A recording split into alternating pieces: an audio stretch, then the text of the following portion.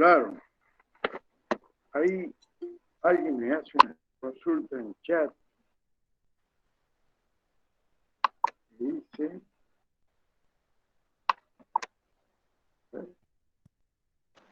Y una sociedad de la sección cuarta procede a hacer la subsanación. La sociedad dice, ¿ya no forma una parte? No.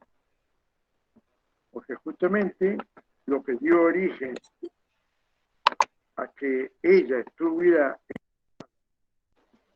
dentro de esta sección es una serie de omisiones o de acciones que han hecho que no esté incluido en las sociedades previstas en el capítulo 2.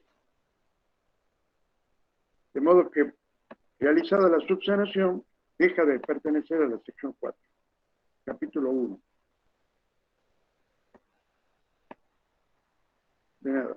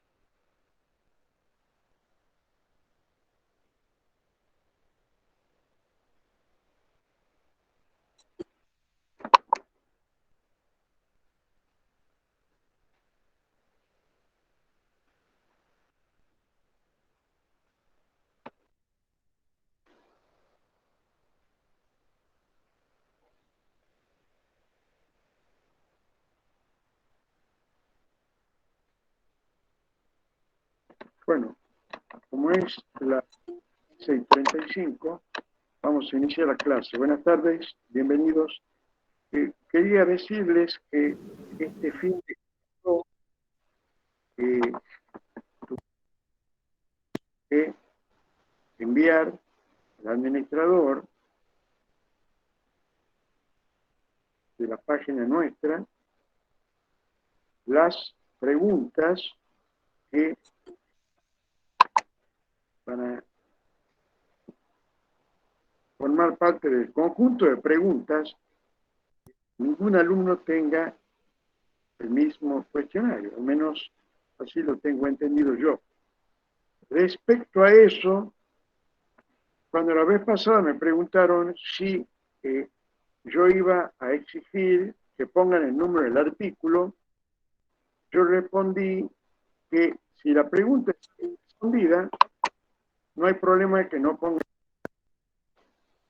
el número del artículo, pero si en la pregunta, no es mi caso, no acostumbro a hacer eso, pero si en la pregunta te dicen que qué artículo o te preguntan, respondas y que digas el número del artículo, bueno, ahí sí, no es mi estilo, no creo que corresponda. Cuando nosotros ejercemos la profesión, nadie nos viene a tomar la lección, no. Y bueno, cuando yo estaba en el decanato una vez, estaba entregando los títulos de contador en aquel momento, yo tuve casi 3 años, y como mensaje a los... Ese día le dije algo que pienso y sigo pensando igual, que nunca nadie les tenga que pedir a ustedes el título para que les quede claro de que ustedes son contadores, o en este caso también licenciados en administración. Es decir, que sea tan vasta su intelectualidad, su profesionalidad, que a nadie le quede duda y que nadie tenga que estar diciéndole, a ver, ¿por qué no me da una copia de tu título? Quiero saber si sos contador o administrador o licenciado en administración de empresas. Por eso es que es muy bueno estudiar, es muy bueno saber y consulten todas las dudas que tengan. Les dije al final de la clase anterior que ahora, antes de comenzar la última parte de SRL, con la de hoy, completamos todos los temas que van en el primer parcial. Si ustedes no tienen duda, yo voy a tratar de seguir con el tema de SRL. Después, algún día, háganme acordar esto de pedir el título. Tuve una experiencia mala para mí porque me dolió tener que hacerlo, pero tuve que hacerlo porque nobleza obliga, pero en una oportunidad que yo era asesor, he sido asesor de tantas instituciones, en una de ellas fui asesor del intendente de Concepción hace muchos años, y bueno, en un momento, el secretario de Hacienda de la municipalidad, que era contador, no recuerdo el nombre, mejor tampoco hay que traerlo a colación, no me gusta hacer acepción de personas, nombrarlos, ¿no? Y bueno, recuerdo que en un momento, como yo era el asesor económico y en realidad era la mano derecha del intendente, fue una intendencia brillante la que hizo ese intendente, ¿cómo será que fue? Era la mejor intendencia de toda la provincia de Tucumán, tenía superávit increíble, que un organismo de gobierno de este país tenga superávit, esto es increíble, realmente, es como una fantasía. Hacíamos las cosas bien, y yo humildemente lo asesoraba, era el hombre que estaba detrás de él, con los números, revisando, para que nunca faltara nada, para que se puedan prestar los servicios, para que sea una municipalidad de primera categoría.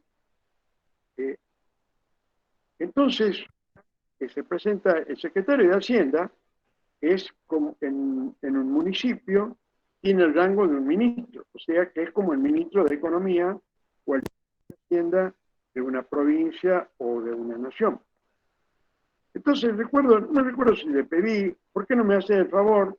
Como yo hago los análisis, trata de prepararme un estado de origen y aplicación de fondos, de la coparticipación, y vi en sus ojos, me hace acordar a esta película de sus ojos, que ganó el Oscar, vi en sus ojos que no entendía lo que le estaba diciendo.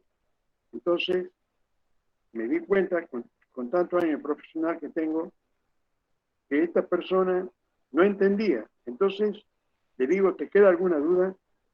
Y él se quedó mirando, le digo, te repito, como estoy haciendo un análisis de la coparticipación federal que le corresponde a la provincia, ergo a este municipio, estoy haciendo un análisis y necesitaría un estado de origen y aplicación de fondos porque no me queda claro, bueno, y yo le charlaba.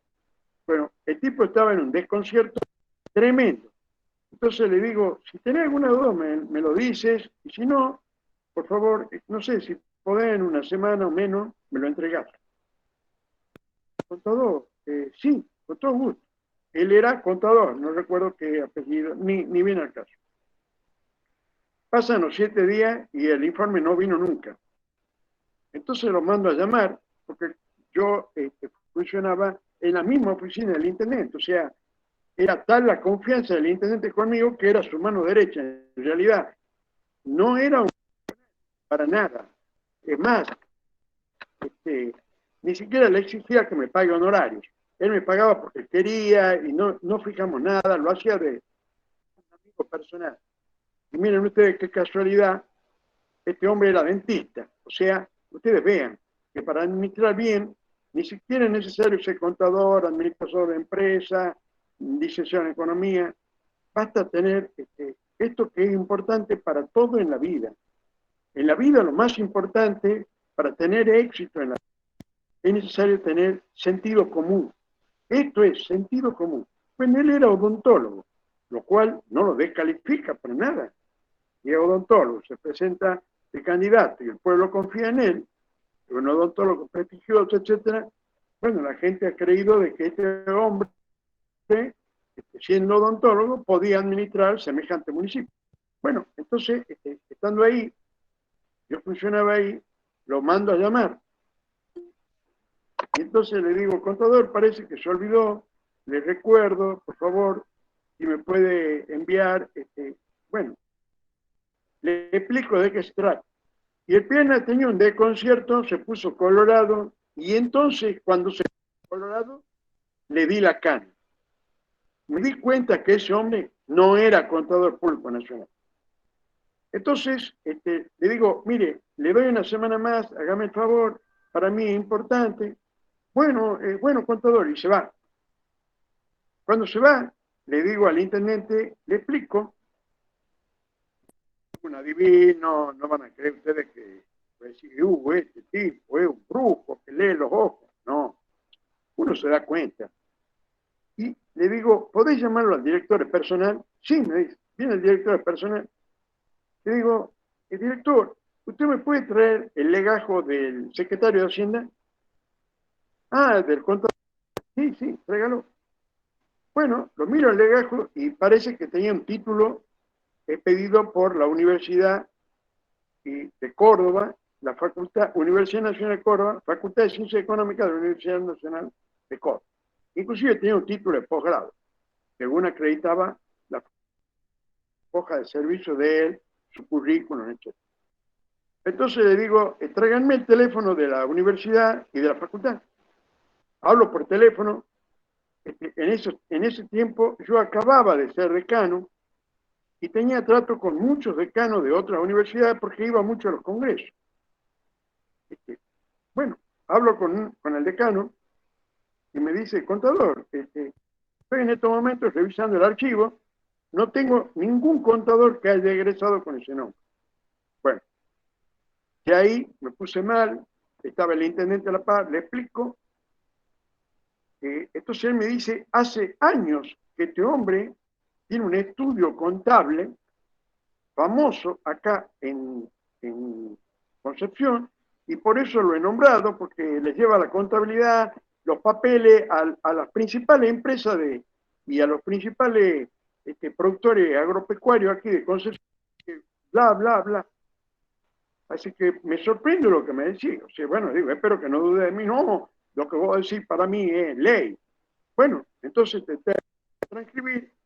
Lo que corresponde es que hagamos una nota, la envías y que por escrito te conteste la facultad si el hombre. Bueno, finalmente, conclusión. El pierna no era contador, yo falsificó, firmaba, falsificó el número de matrícula profesional. Conclusión, había que mandarlo preso, porque esto quiero que les quede claro. No sé si ustedes saben que arrogarse un título que uno no tiene es un delito penal. O sea, si ustedes falsifican un título, un diploma, y son contadores en el tema nuestro, no hablemos de los médicos, que estamos en la Facultad de Ciencias Económicas, ustedes pueden ir presos y creo que no es escarcelable, van a preso y andar con un traje a raya, además la vergüenza. Y el tipo, yo no le quería arruinar la vida, le dije a él, en una cita sola que tuve, no te quiero arruinar la vida, porque te voy a dar la oportunidad, si vos querés, de seguir ejerciendo como contador, aunque no soy contador, pero no había ni necesidad que mientas, porque nadie dice que un secretario de Hacienda tiene que ser contador o licenciado en administración. Puede ser una persona sin título, así como el intendente era odontólogo, o sea, dentista. Nadie le pide un título, pero podía haber sido nada, podía haber tenido, les cuento más, está la locura de esta constitución de esta provincia de Tucumán, escuchen bien, que nunca se le pidió un título a nadie. Al gobernador en la constitución no figura, solamente figura que tiene que tener la obligación de haber cursado estudios primarios los delegados. Y un día, investigando, descubro que hay un montón que tenían título trucho, o sea, ni siquiera el título de haber cursado los estudios primarios lo tenían, y el Pierna ya hacía como 12 años que venía ejerciendo como delegado comunal. Les quiero decir, es una vergüenza, una vergüenza. No nos pueden gobernar personas que no están capacitadas. Bueno, lo traje a colación, punto final. Sigamos con lo nuestro. Vamos a ver si puedo presentar la diapositiva. Hay dos diapositivas sobre la sociedad de responsabilidad limitada.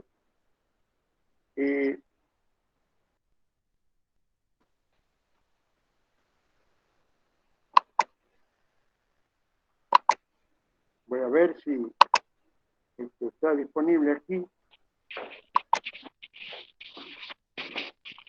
Pido, ruego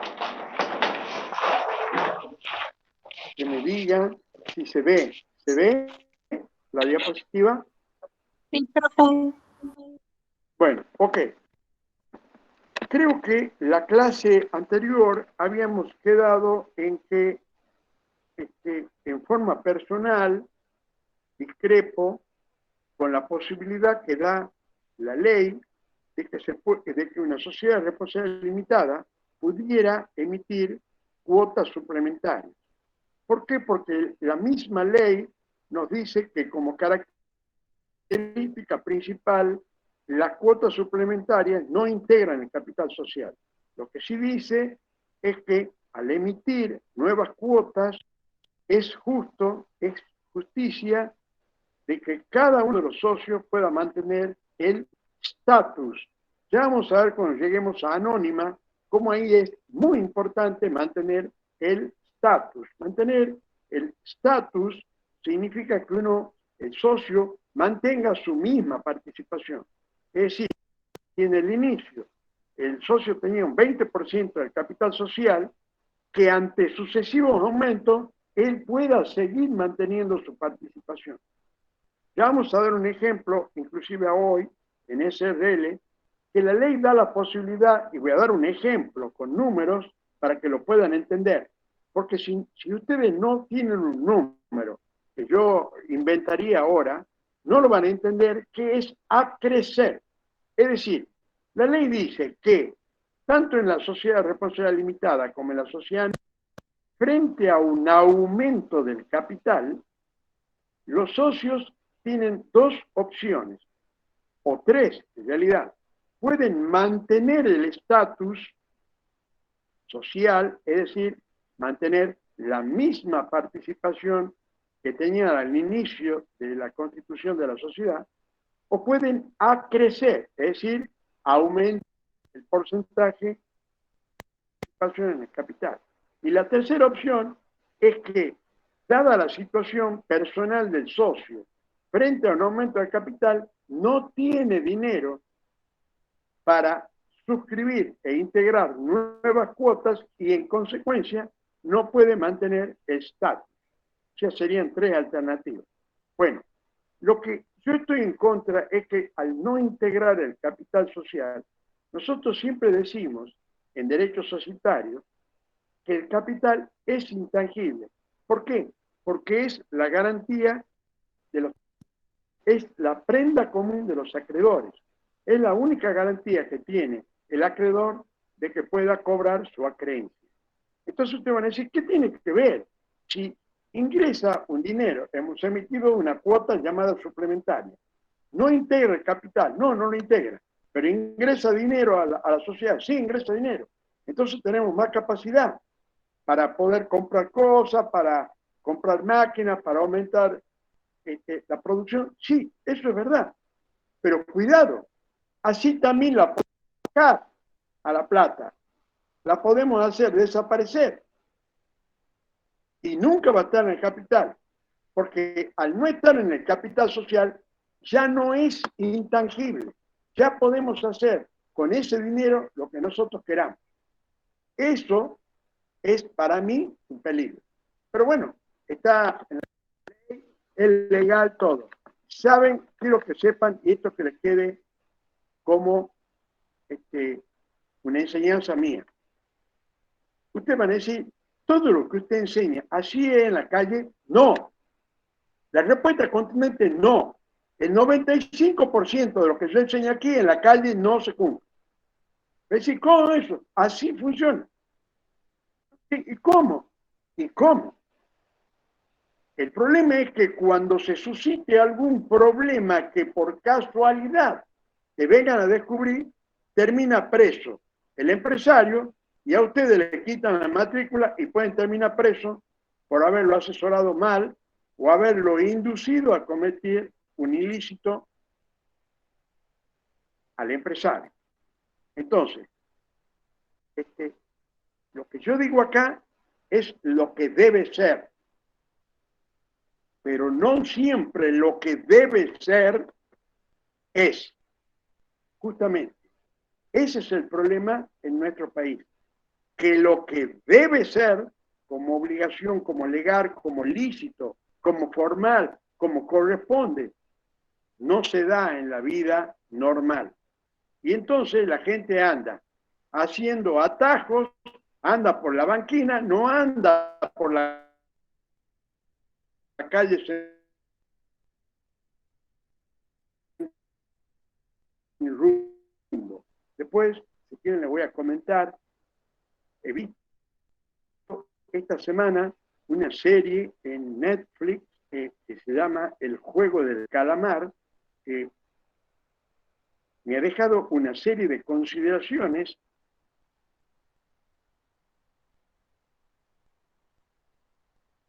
Es tremendo verlo, les recomiendo, si a alguno les gusta como a mí, el séptimo arte, véanla la serie, no es larga.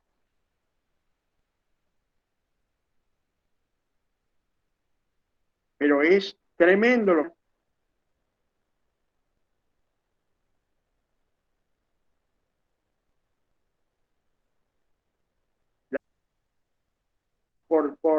por sobrevivir. Bueno, si alguno lo ve, me va a lograr entender. Y después, también como mensaje, es que los tipos que han ideado este juego buscan el caos. Y esto me suena familiar. ¿Saben que me suena familiar?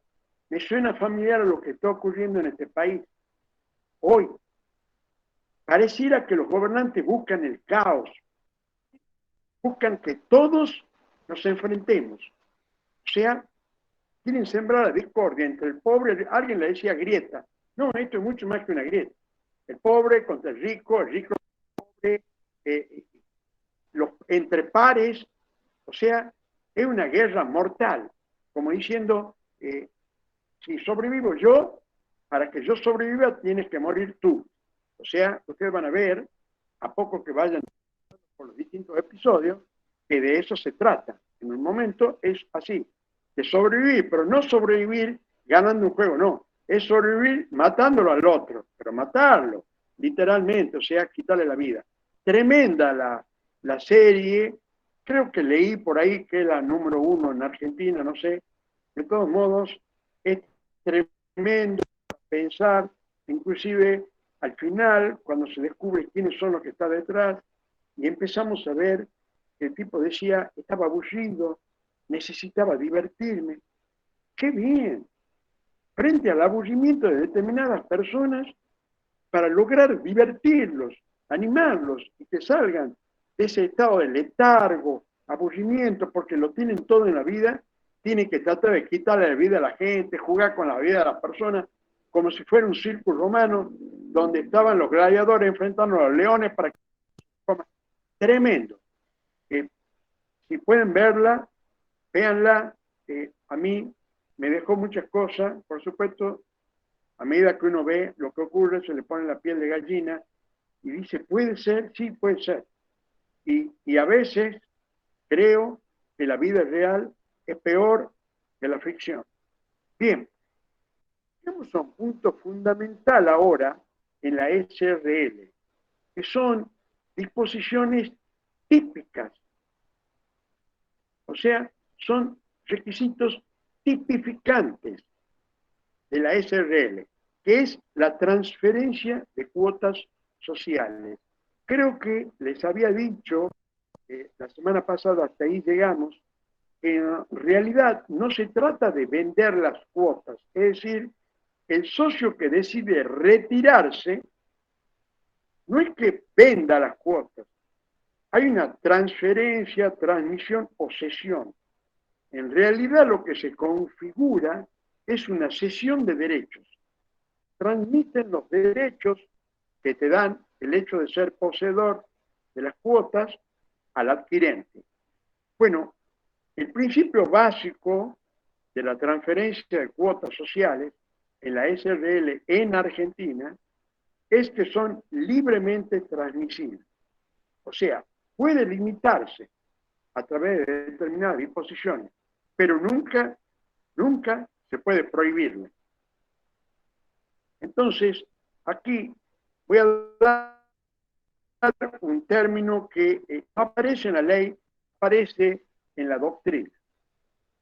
Hay dos tipos de limitaciones. Si ustedes quieren, escriban esto, porque capaz que una de las preguntas viene y le pregunta por eso y tengo la obligación de decirles de qué se trata esa palabra si es que algún día la escuchan en la calle o alguna pregunta del parcial. Mira eso. Es el derecho de tanteo. Se llama así, derecho de tanteo. Entonces, dentro de las limitaciones que se pueden escribir, inscribir, para que en algunas o en varias de las cláusulas del acto constitutivo esté previsto, se puede limitar la transferencia. Como dice la ley, prohibirlas no, entonces recurrimos a la limitación. Dos tipos de limitaciones hay. Es el derecho de tanteo y la otra es el derecho de preferencia. Entonces, ¿qué es el derecho de tanteo? Significa que nosotros podemos poner cláusulas que requieran la conformidad mayoritaria o unánime de los socios. Es decir, ¿cómo funciona esto? Hay un socio que se llama Juan Ramírez. Juan Ramírez se quiere retirar de la sociedad. ¿Qué razón? No comparte cómo va, no comparte las nuevas disposiciones, no comparte cómo administra el gerente, etc. Entonces, o se da una situación prevista en la ley que a través de las decisiones que toma está contemplado que tiene derecho de receso y puede acceder a que la sociedad le dé lo que le corresponde. Por supuesto que a él le queda la opción de ceder a un tercero, ceder a otro socio o cederle a la propia sociedad.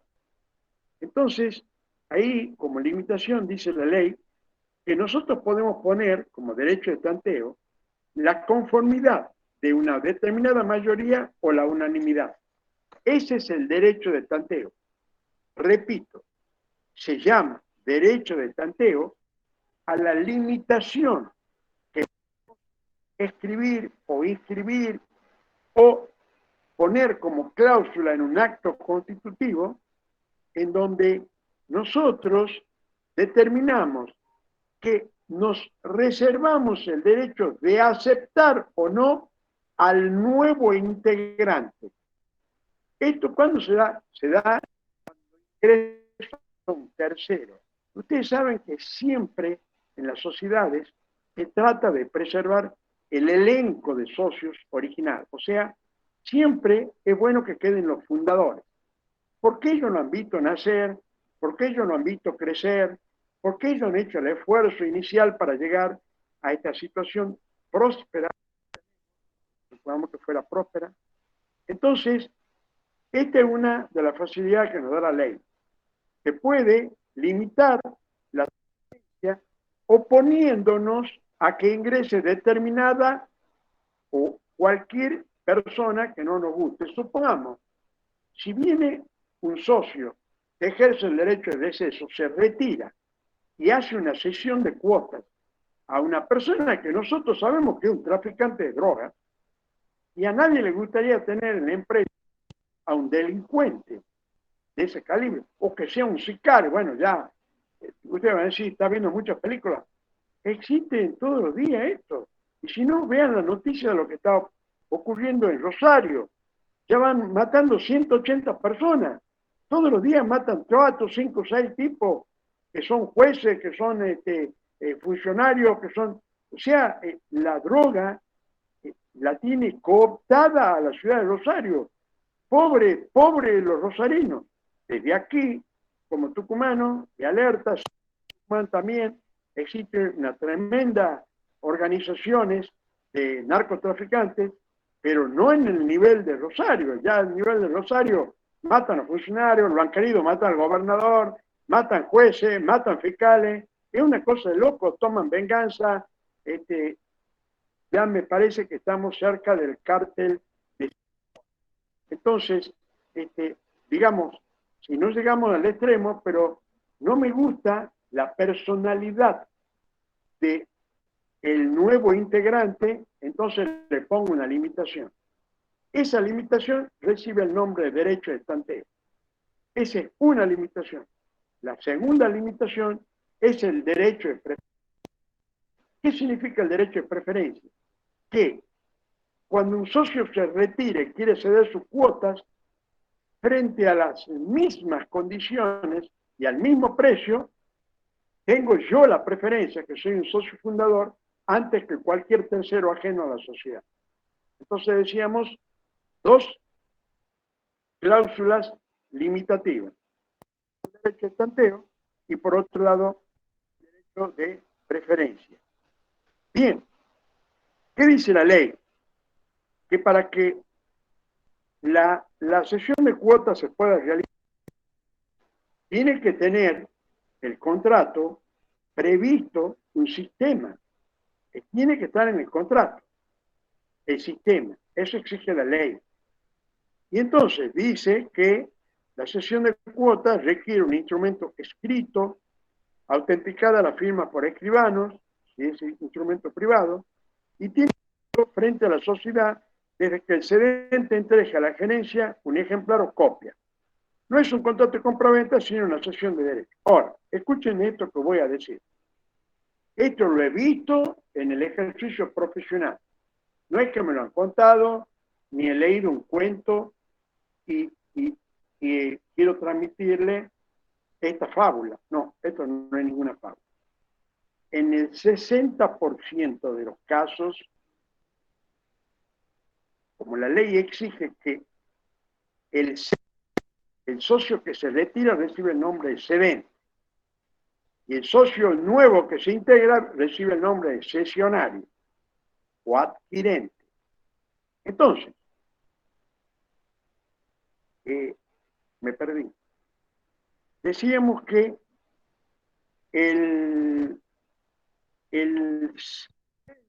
tiene que presentar por escrito el acta de cesión. Acta de cesión se le llama a un instrumento en donde se pone más o menos así. En la ciudad de San Miguel de Tucumán, al día del mes de octubre, hoy 5 de octubre del año 2021, se reúnen los señores Juan Ramírez, socio de la sociedad XX, y el señor Alberto Espíndola. Bueno, ponemos los datos personales y ya saben lo siguiente. Cláusula primera. El señor Juan Ramírez, socio de la sociedad La Exquisita SRL, supongo que ese fuera el nombre, cede, transmite al señor Espíndola 1.000 cuotas sociales que le pertenecen como participación en la sociedad antes mencionada, al precio de tantos pesos. Cláusula segunda. El adquirente, señora Espíndola, entrega en este acto, en efectivo, el importe, etcétera. Artículo tercero. Bueno, se firman de conformidad 2 copias, una de las cuales servirá para ser entregada en la gerencia de la empresa mencionada. Artículo cuarto, de forma y inscríbase, bueno, etcétera. Este sería un acta de cesión. También recibe el nombre contrato de cesión, instrumento de cesión. Bueno, viene este Ramírez y la presenta al acta a la gerencia cumpliendo lo que dice la ley. Tiene que presentar un acta en donde conste cuáles son las cuotas que vende, el precio y quién es el adquirente. En el 60% de los casos, todo esto es una mentira. ¿Cómo? Sí, es una mentira. El tipo consigue un amigo, que es el que pone, en este caso yo le di el nombre de Espíndola, y pone un importe altísimo por la venta de las cuotas. Entonces, ingresa a la gerencia diciendo, él ya la ha vendido, porque de eso se trata.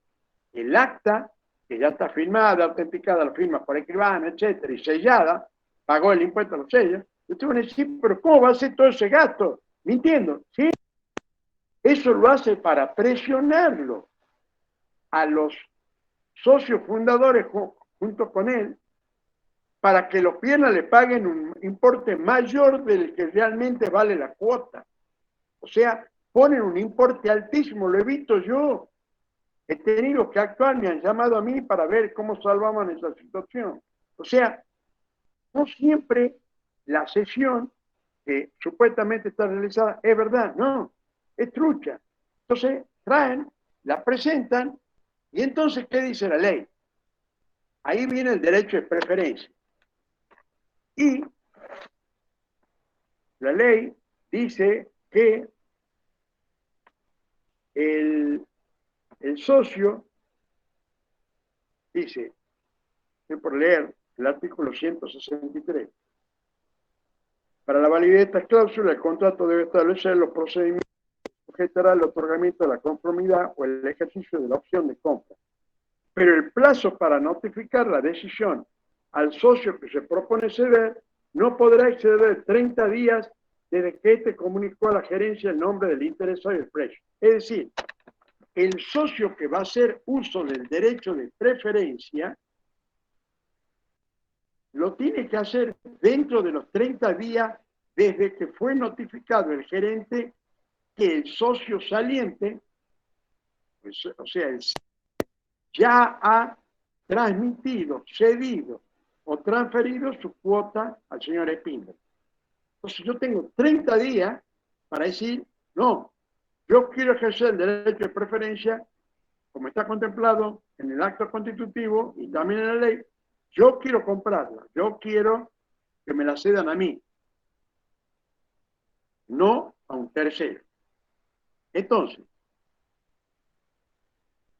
aquí viene la ley y da una situación que corrobora lo que yo digo.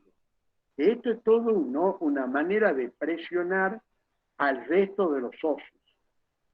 Dice la ley, cuando al tiempo, artículo 154, de ejercitar el derecho de preferencia, los socios o la sociedad impugnen el precio de las cuotas, deberán expresar el que consideren ajustado a la realidad.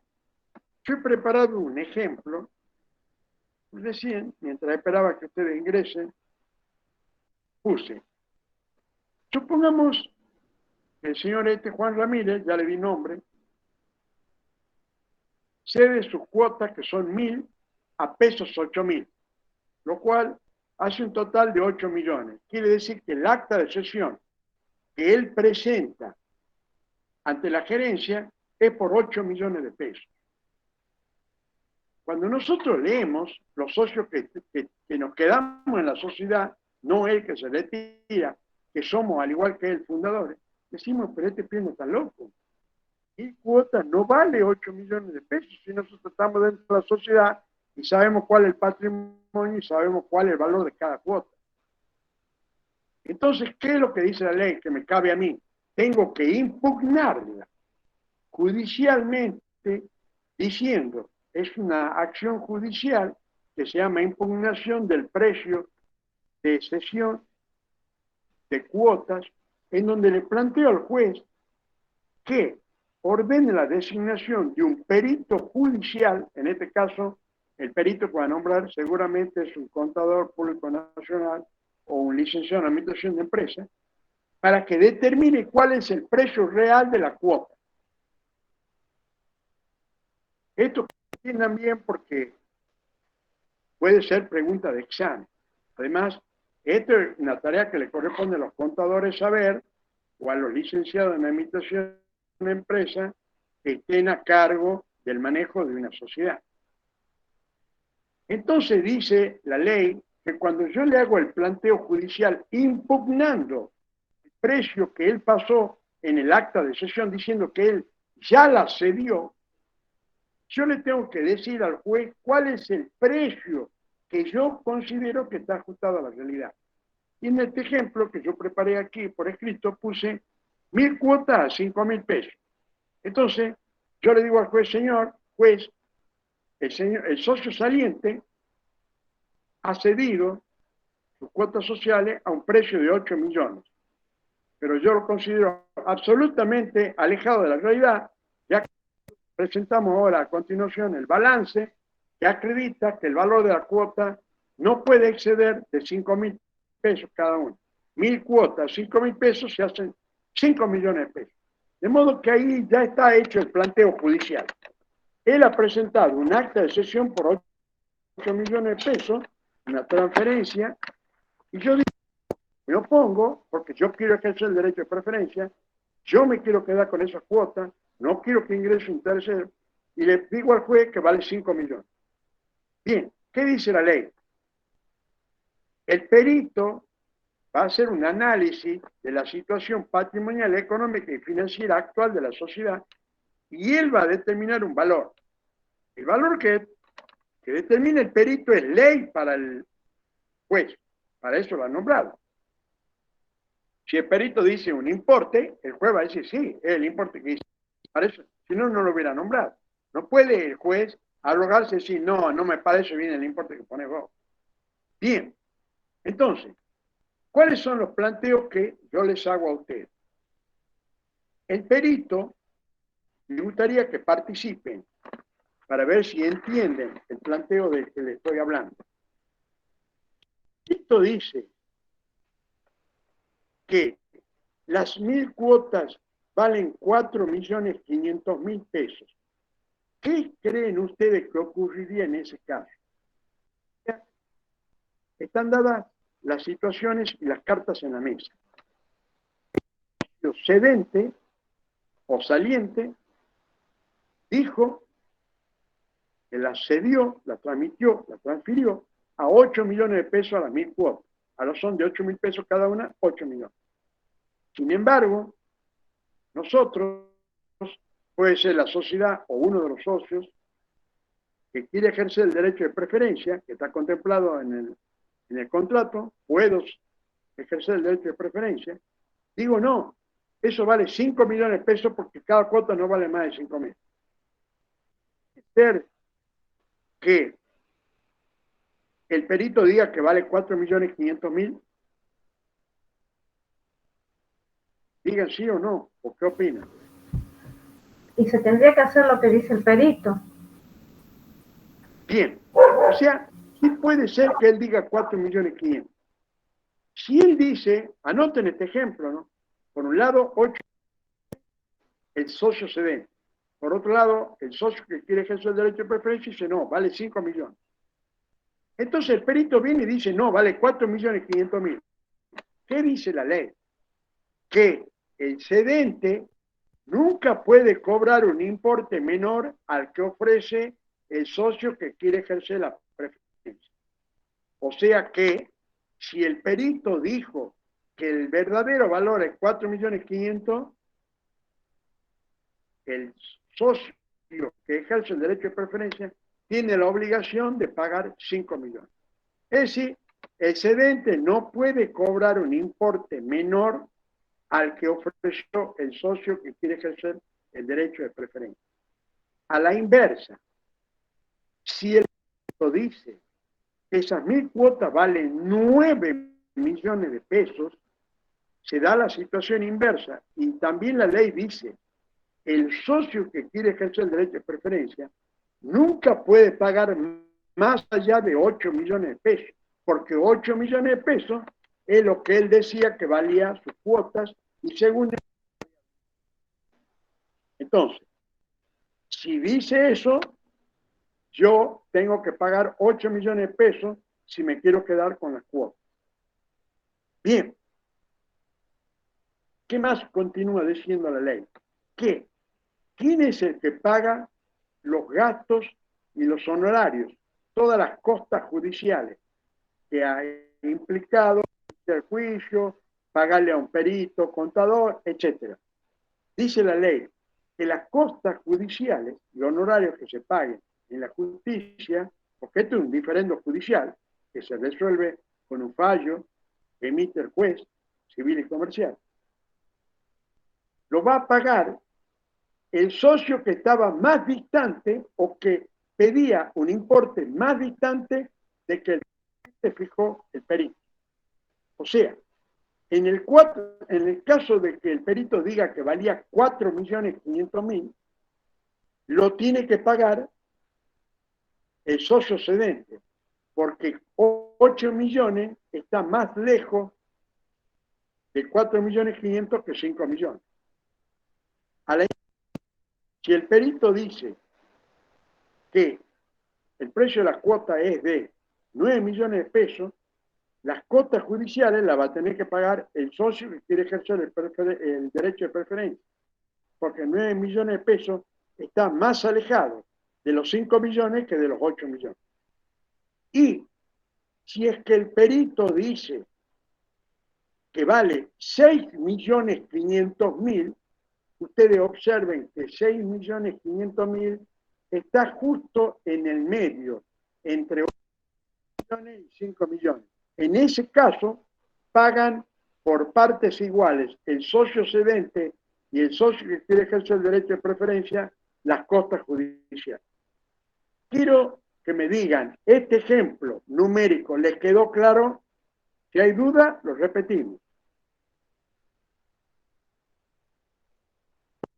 Silencio significa que les quedó claro. No, profesor, ¿lo puede volver a explicar? Bien, vamos de nuevo. ¿Qué dice la ley? Cuando un socio se retira, por X razón, ejerciendo el derecho de receso, que se puede retirar y le tienen que dar el precio de valor o no, o se quiere retirar a la sociedad, él tiene que transferir sus cuotas sociales. Transferir, ceder, transmitir. Son 3 sinónimos. Él tiene 1.000 cuotas en el ejemplo que di yo. Entonces, el procedimiento que marca la ley es que él tiene que notificar al gerente trayendo una copia del acta de cesión, instrumento de cesión, contrato de cesión, acta de transferencia, no importa el nombre que se le dé. Normalmente yo pongo acta de cesión de cuota, pero es un término que me gusta usar a mí, hay otros que usan otro y está perfecto. Entonces, la redacción del acta es como les dije yo, claro. Entonces, el acta consta el nombre del socio cesionario, o sea, el nuevo, el que está por pagar ese importe y se está por incluir en la sociedad, y el importe que pagó. En el caso del acta de cesión que yo estoy dando el ejemplo, él dice que lo cedió a 8 millones de pesos, con lo cual esto implica que él cobró 8.000 pesos por cada cuota. Como son 1.000 cuotas, son 8 millones de pesos. Bien, eso está en la gerencia. No dice la ley que existe el derecho de preferencia, que es una limitación a la transferencia. Entonces, el derecho de preferencia significa que frente a dos posibilidades que quieren ofrecer, siempre tiene la preferencia el socio que ya estaba en la sociedad, el socio fundador. Ese es el derecho de preferencia. Puede ser un socio o puede ser la sociedad que la... Entonces, como hay una diferencia sustancial, nosotros creemos que vale 5 millones, no 8 millones como dice él. Que eso es lo que ocurre, porque ellos inventan un número alto para presionarlo, como diciendo, bueno, si ustedes no me dan este importe, yo lo traigo a un tercero extraño, y a nadie le gusta incorporar en su sociedad a un tercero extraño, sobre todo cuando la sociedad está. Entonces, frente a eso, la ley dice que hay que hacer. El socio que quiere ejercer el derecho de preferencia, el socio fundador, hace un planteo judicial impugnando el precio, diciendo ese no es el precio real, 8 millones de pesos. No está ajustado a la realidad. El precio real es 5 millones. O sea, la ley dice, vos tenés que decir el valor que está ajustado a la realidad de la sociedad. Entonces, el juez nombra un perito. Eso se llama pericia judicial. Ese perito hace los estudia nuestros libros, y de acuerdo a lo que ve en nuestros libros surge cuánto vale cada cuota. Entonces, ¿qué es lo que dice la ley?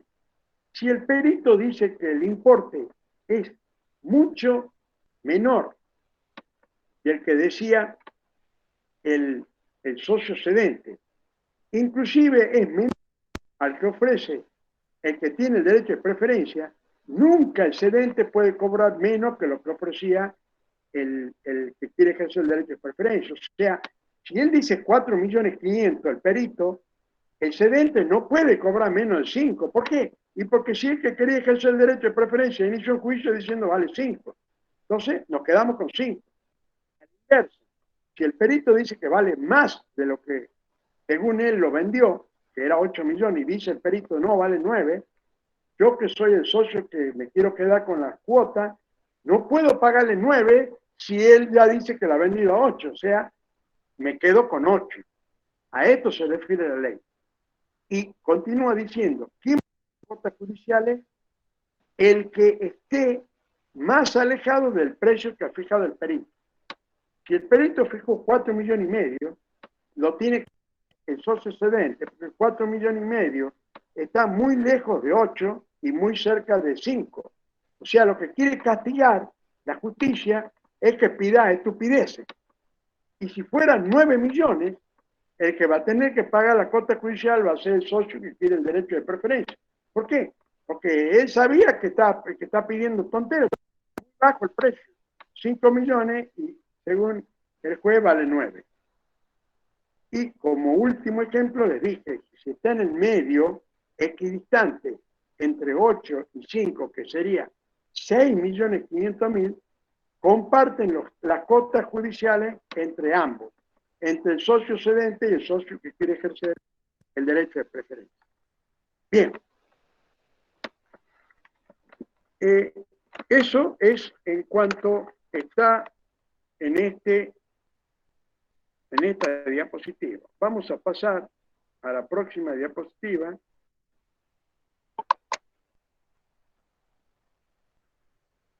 Vamos a poner presente una ventana.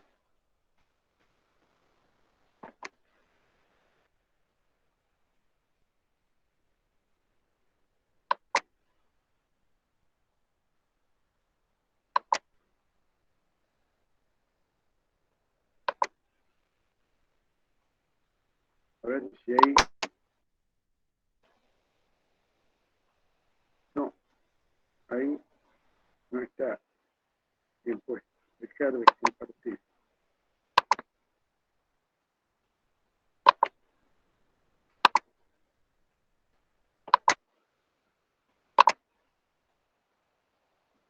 ¿Qué pasó?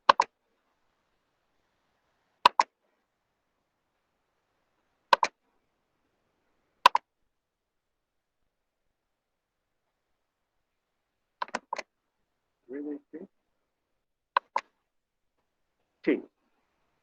Bien. ¿Logran visualizar? Sí, profe. Bien. Entonces, aportes. Como habíamos dicho cuando habíamos estudiado en los primeros artículos todos los referentes, en la sociedad responsable limitada, como los socios limitan su responsabilidad a la integración de sus aportes, entonces la ley trata de que las obligaciones de dar bienes determinados en propiedad sean susceptibles de ejecución forzada, para que el capital, que es el que va a proveer el interés de los acreedores, sea intangible y sea suficiente. Por eso no acepta obligaciones de hacer y no acepta bienes que sean en uso gozo. No, solamente se acepta como aportes bienes que sean en propiedad, o sea que la propiedad la va a tener la sociedad, la ponemos a nombre de la sociedad, los bienes, y que sea posible de ir a remate. Bien, ¿cómo dice la ley? Yo les explicaba la vez pasada que la ley por primera vez, comienza a usar dos términos, suscripción e integración. Porque en las anteriores sociedades, en colectiva, capitalista y comandita simple, nunca se habló de suscripción e integración. Y entonces, ¿qué es lo que es suscripción? Suscripción le llama la ley al compromiso, a la obligación que asume el socio cuando firme el acto constitutivo de realizar el aporte. Es un compromiso. En cambio, la integración es el cumplimiento efectivo del compromiso. Entonces, ¿qué dice? Cuando se inicia la sociedad, es obligatorio suscribir el 100% del capital. Pero da dos alternativas. Dice, cuando se trate de bienes dinerarios, es decir, efectivos, es obligatorio integrar por lo menos un 25% en el acto constitutivo y el 75% restante hasta en 2 años. Y si se trata de bienes en especie, o sea, bienes no dinerarios, existe la obligación de aportar, de integrar el 100% en el constitutivo. Bueno, la ley dice, eso está en el artículo 51 cuando hablábamos de aporte, que en la SRL el valor y la evaluación de los bienes en especie se establece a través de los antecedentes justificativos. Y también nos decía, y dije yo la clase pasada, que acá hay un juego de dos responsabilidades. Por un lado, la responsabilidad limitada que tiene el socio de una SRL, que está limitado al cumplimiento del aporte. Y por otro lado, es solidaria e ilimitadamente responsable por dos cosas. Por los 2 años que faltan para que yo termine de integrar el 75% restante y por la sobrevaluación que yo haya hecho de los bienes en especie. Puede ser que yo he dicho que aportaba una Ford Ranger, una camioneta, modelo 2017, y le he dado un valor de 6 millones de pesos cuando en realidad valía 5 millones. O sea, es sobrevaluado ese bien. Entonces, ¿qué dice la ley? Esa sobrevaluación me da a mí la responsabilidad solidaria e ilimitada por 5 años. O sea, luego que yo realice el aporte, el acreedor que viene a querer cobrar a la sociedad que no paga y tiene que echar mano de esa camioneta y la manda a remate, se da cuenta que la camioneta no vale lo que estaba el valor en el libro, porque nosotros lo hemos sobrevaluado en el momento del aporte. Entonces, por esa sobrevaluación de los bienes en especie que hicimos, durante 5 años, él tiene derecho a impugnar la evaluación y me convierte a mí en un socio ilimitada y solidariamente responsable. O sea, me pueden atacar los bienes personales y tengo que cumplir con obligaciones de los socios si no lo realizo. Bien. También habíamos dicho, no olviden ustedes los artículos que yo les enseño, el artículo 57, donde yo les decía que en una sociedad de personas, un acreedor particular de uno de los socios solamente le puede embargar la parte social, pero nunca la puede ejecutar en una sociedad de personas, colectiva, capital industria, comandita simple. En cambio, en una SRL, en el caso este, en una SRL, sí le puedo embargar la cuota y la puedo ejecutar. Entonces, ¿qué dice la ley? La ley dice que sí, efectivamente, tiene derecho ese acreedor particular a ejecutar la manda al remate a las cuotas. Pero como el espíritu de esta ley es siempre mantener el elenco original de socios, es decir, que se queden siempre los socios fundadores, entonces le da la alternativa que el juez, cuando ya está por ordenar el remate de las cuotas, 15 días antes le da a la sociedad una notificación diciendo, mira, en 15 días las mando a remate a las cuotas sociales. Tenés 15 días para que vos pagues a este acreedor lo que se le debe. Bien, si en esos 15 días no nos ponemos de acuerdo entre el acreedor, la sociedad y el socio que le debe a este acreedor, porque un acreedor parte de un socio, no es acreedor de la sociedad, es acreedor de un socio. En ese caso va a remate nomás. Inclusive rematado y que alguien lo remató en su casa y se hizo socio, la ley sigue insistiendo con la posibilidad de preservar el elenco de socios y le da 10 días más y dice, una vez realizado el remate, la sociedad o los socios de la sociedad tienen 10 días más para ofrecerle a ese acreedor el mismo valor que la remató el tercero que compró las cuotas sociales. O sea que la ley le da dos posibilidades en el tiempo para que se mantengan los socios y no se remate las cuotas sociales. Bien, vamos a las cláusulas de administración. Por primera vez en la ley, primera vez, cuando llegamos a SRL, nunca ocurrió ni en la colectiva, ni en la capital industria, ni en comandita simple, la ley del administrador y representante de una sociedad de responsabilidad limitada se llama gerente. Primera vez que la ley habla de la palabra gerente. O sea que el gerente viene a representar un requisito tipificante de la sociedad de responsabilidad limitada. Dice la ley que puede ser un socio o puede ser un tercero. Y puede ser nombrado en el contrato o puede ser nombrado en una reunión de socios que se realice con posterioridad al inicio de la sociedad.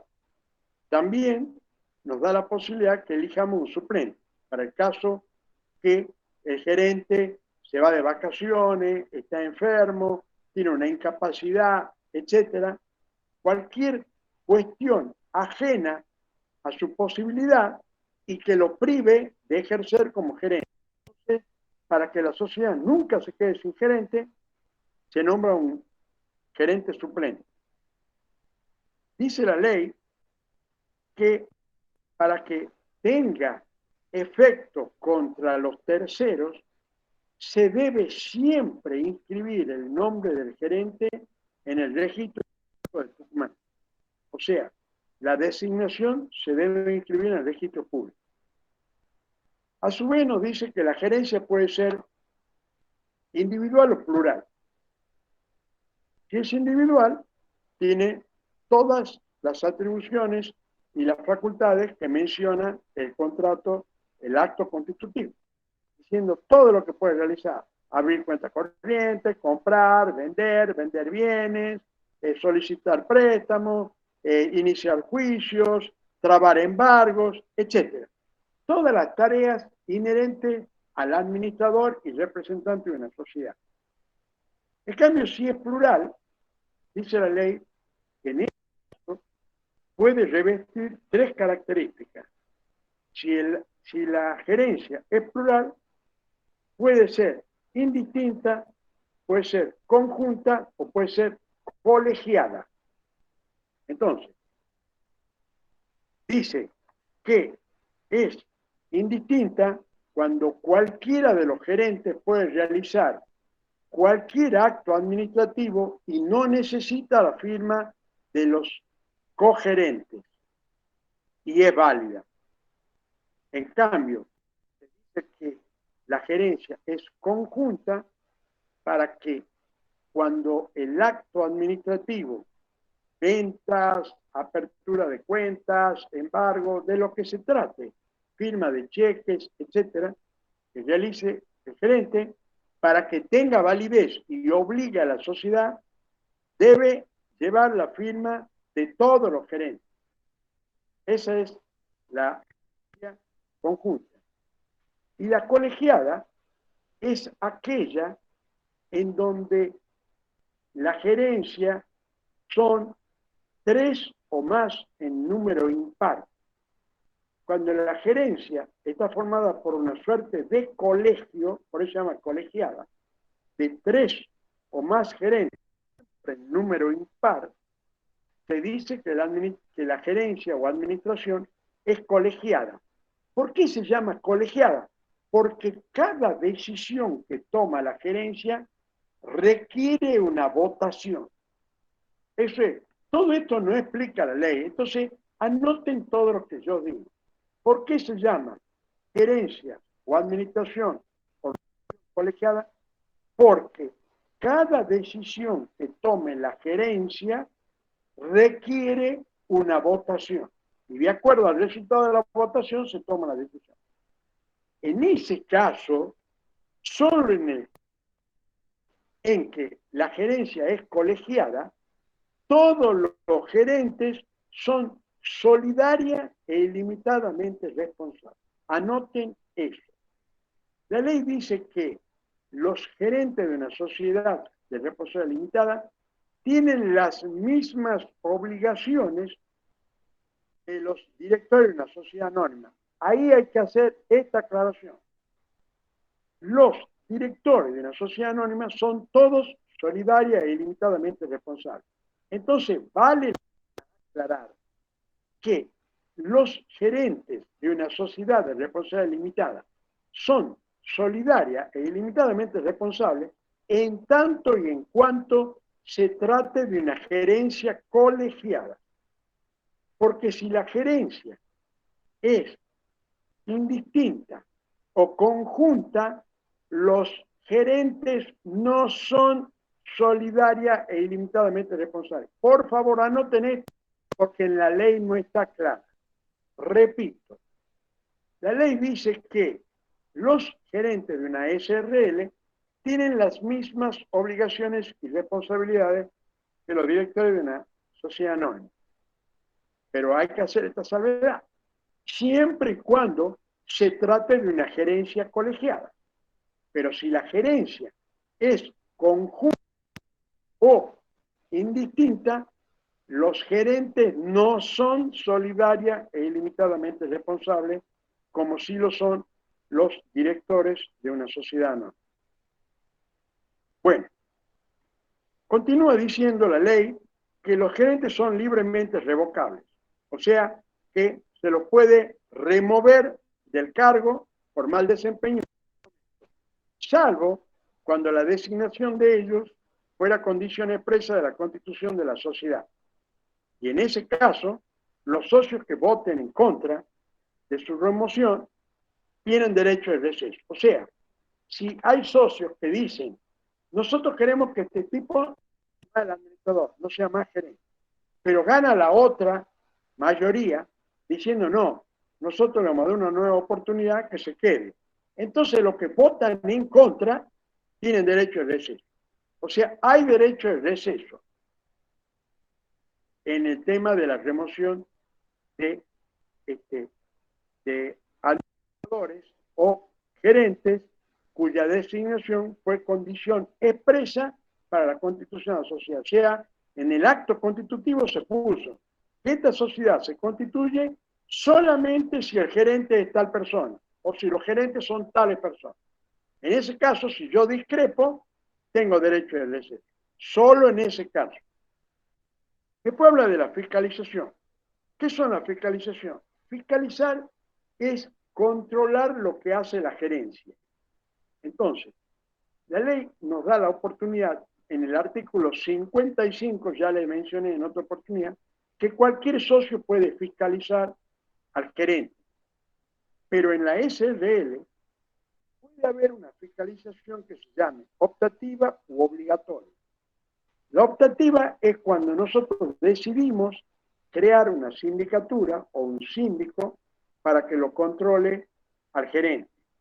Y la obligatoria es cuando la sociedad de responsabilidad limitada tiene un capital superior a los 50 pesos o equivalente a 50 millones de pesos, tengo la obligación de tener un síndico o un consejo de vigilancia. Anoten eso, artículo 299. Si la sociedad de responsabilidad limitada tiene un capital equivalente a 50 millones de pesos o más de 50 millones de pesos, ya tiene la obligación la sociedad de tener un órgano de fiscalización, que puede ser un síndico, una sindicatura o un consejo de vigilancia. Bueno, ¿cómo se toman las resoluciones sociales? Si está en el contrato, la ley dice que, volvemos a repetir lo de antes, hay decisiones que implican modificar el contrato y hay decisiones que no implican modificación del contrato. Si se va a modificar el contrato y está escrito en el acto constitutivo, tiene que ser más del 50%. O sea, tiene que estar a favor de tomar esa decisión socios que representen más del 50% del capital social. Ahora, si no figura en el contrato cuál es la mayoría requerida para tomar una decisión que implique modificar el contrato, la ley dice que se toma como porcentaje el 75% del capital social. Es decir, para tomar una decisión que implique modificar el contrato del acto constitutivo, socios que representen el 75% del capital social. Pero aquí comete un gravísimo error. Dice que cualquier socio que tenga la mayoría, para que la decisión sea válida, necesita el voto de otro. En mi vida escuché una cosa más absurda que este artículo, que esta disposición de la ley. Es una vergüenza que no se haya cambiado esto. Fíjate vos que yo, si tengo el 80% del capital social, voy a necesitar el voto de otro. Yo soy el dueño de la sociedad. ¿Cómo voy a necesitar el voto de otro? Además, ¿cómo será la ley? La estupidez que escribe, que dice el voto de otro y no dice cómo. No dice el voto de otro que vote en el mismo sentido o el voto de otro que vote en contra. O sea, es lo más ilógico e incoherente que escuché en mi vida. Yo te van a decir, ¿cómo funciona? Funciona como dice la ley, es una vergüenza. Tenés que recurrir a un juez para que te dé la razón a vos y pueda tomar la decisión. Así que si vos tenés el 95% de la sociedad, no podés manejar la sociedad porque necesitas el voto de uno que tiene el 5%. Una vergüenza absoluta. Escriban eso porque eso es legal y es francamente incoherente y es un absurdo que comete la ley. Bueno, luego dice, como última parte, que la transferencia, la transformación, la fusión, la escisión, la conducción, etcétera, todos los socios que votan en contra tienen derecho a decidir. Aquí también comete otro error de ley. Ellos dicen que esto es lo mismo que la anónima. Mentira. En las sociedades anónimas, la transformación, la fusión, la escisión, la prórroga, la reconducción, el cambio fundamental del objeto, el traslado de la empresa al extranjero, son decisiones que otorgan derecho de receso a los socios que votan en contra y a los ausentes.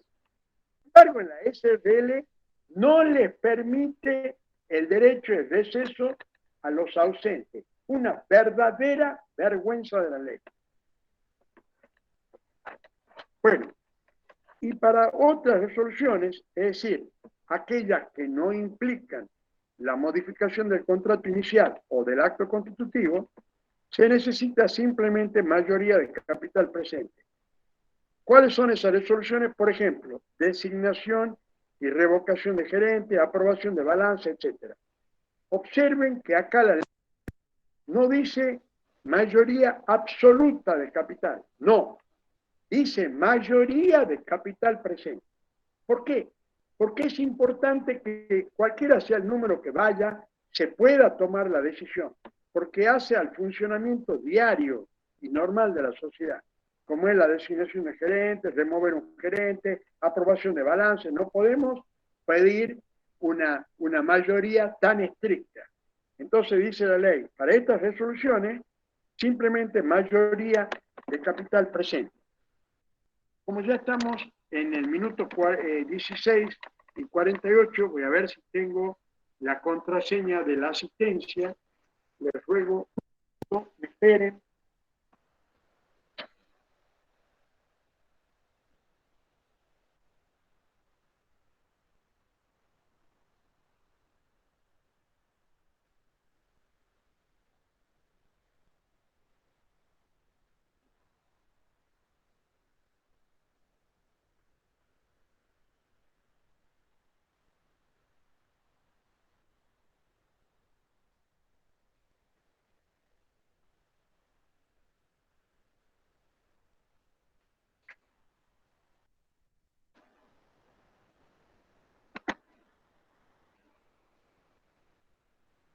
Bueno, por favor, les pido que anoten. La contraseña es KQNNZ6. Repito, contraseña asistencia del día de hoy. KQNNZ6.